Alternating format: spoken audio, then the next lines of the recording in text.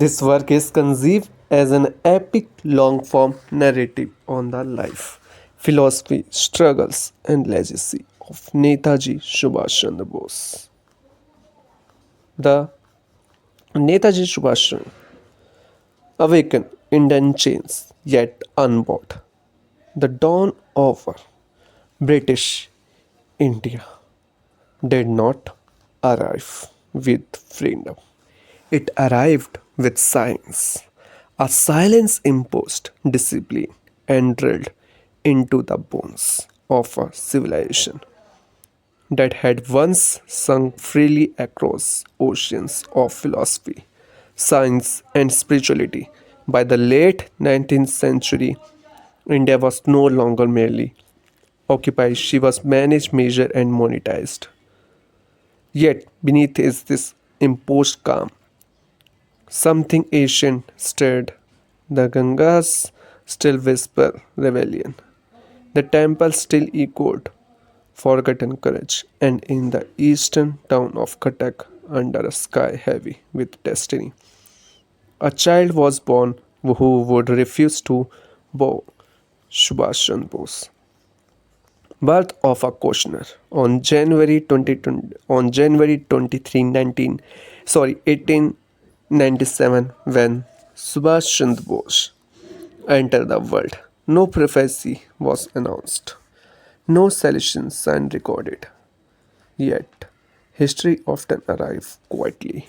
Born into a respected Bengali family, Subhash was surrounded by discipline, education, and moral rectitude. His father, Janki Nath Bose, was a successful loyal loyal to the British system, yet deeply Indian in soul. His mother, Prabhavati Devi, was spiritual, compassionate, and unshakably rooted in India values. Between these two worlds, imperial order and spiritual resistance, the mind of Shubhas began to form. Unlike other children, Shubhas did not accept rules simply because they existed. He questioned teacher, doubted textbooks, and sensed early that obedience without justice was merely submission. Wearing the mask of order. The fire within by adolescence. Subhas had discovered a painful truth. India was not poor. She was plundered. He read Vivekanand not as philosophy but as an instruction. Strength, strength is what the nation needs. These words did not inspire him. They armed him. They armed him. While others dreamed of secure government post, Subhash dreamed of liberation. While classmates memorized British achievements, he memorized Indian words and wounds. Once recognized, demand healing or revenge. The presidency college revolt. Calcutta was the crucible at Presidency College. Subhash witnessed open racial humiliation of Indian students by British professor, where others swallow insult.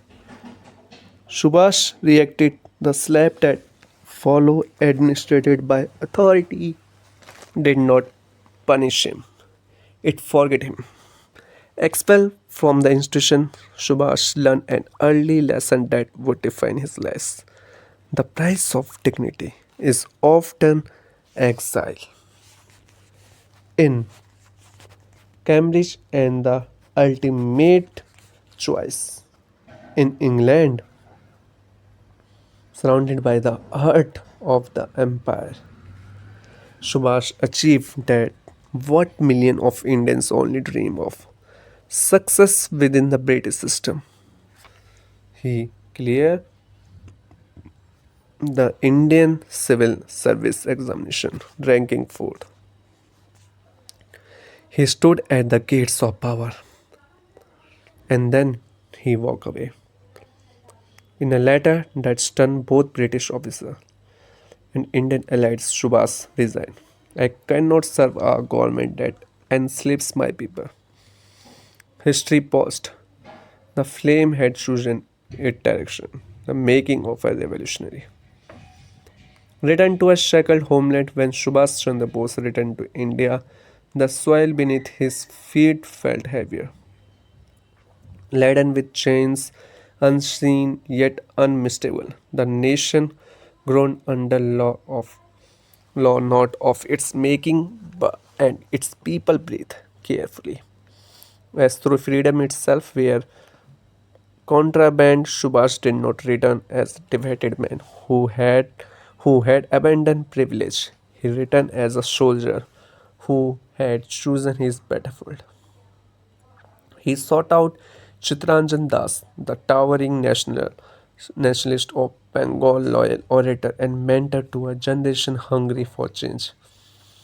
In Das, Subhash Chandra Bose found not merely guidance but recognition.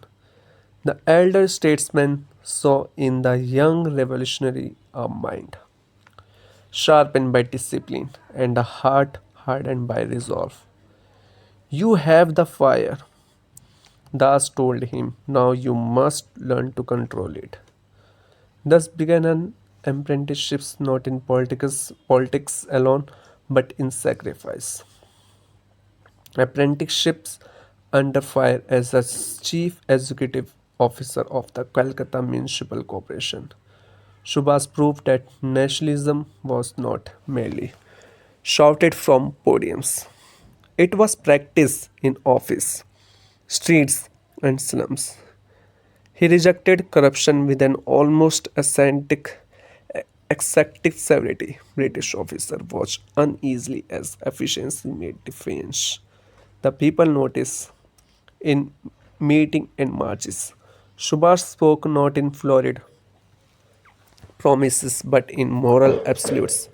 He believed freedom movement must be disciplined, organized, and unyielding emotion. He insisted must be forget into action. Yet the Raj responded with its oldest language imprisonment. The first chain. Prison did not silence. Subhas it refined him. Thrown into cold cell, deprived of sunlight and dignity, he confronted the empire at its most honest. There were no speeches, here no applause, only stone walls, only stone walls and long nights. His health collapsed, tuberculosis crept in, aided by neglect. British officials assumed illness would success where fear had failed. They were young in suffering. Subhash discovered a dangerous clarity. The empire could imprison bodies, but never from purpose. Rise within the Congress. By the mid 1930s, Subhash Chandra Bose had become unavoidable, young, uncompromising, and electrifying. He represented a generation impatient with petition and polite resistance, while the Indian National Congress INC debated strategies. Subhash demanded outcomes. Elected president of the Indian National Congress in 1938, he stood at the helm of the largest freedom movement in the world. But leadership did not bring harmony. Bose and Gandhi, two visions of freedom. History often simplifies great strengths into binaries, but the truth is more complex. Mahatma Gandhi believed the British Empire would collapse under the moral weight of non-violence. Subhas believed empire never relinquished power voluntarily. Their disagreement was not personal, it was philosophical. Gandhi sought to transform the oppressor. Both sought to defeat him. Within Congress, fault lines widened. Subhash pushed for industrialization, military preparation, and alliance beyond Britain enemies. Many fear his ideas, others fear his popularity. The mandate and the betrayal.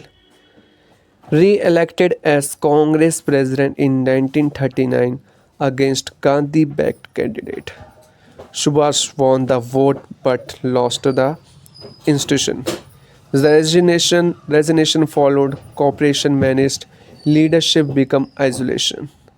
The message was unmistakable. Power without conformity would not be tolerated, even among revolutionaries. Faced with paralysis, Subhas made a decision that would alter the course of the freedom struggle.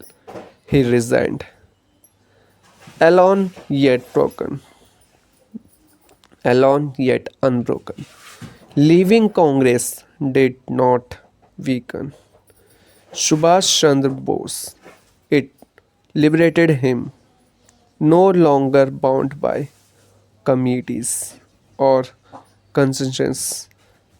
He began to think beyond India borders. If freedom could not be negotiated with the empire, it would be seized from outside it. The idea was dangerous.